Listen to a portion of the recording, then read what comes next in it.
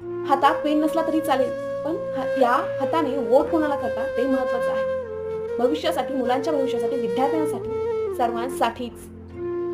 शेतकरी ना, भाव किती आहे पिकांना?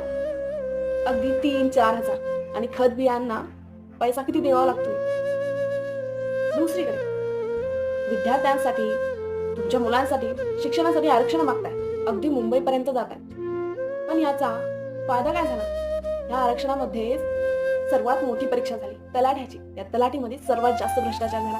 पेपर फुटी झाली. पण झालं काय? इथे तुम्ही आंदोलनं केली? नाही. मिळाले. जे पैसे भरले होते ते पैसे तुम्हाला परत मिळाले. 900, 1000, 1500 रुपये. एवढी फीस घेताय तरी कशासाठी? पेपर फुटी झाली. विद्यार्थ्यांना पैसे नाही मिळाले. दुसरीकडे ह्या पेपर फुटीची परत पेपर घेण्यात आलेली नाहीये. ह्यापेक्षा यूपी बरा आहे असं म्हणायला हरकत नाहीये. महाराष्ट्र सर्वात मोठा श्रीमंत राज्य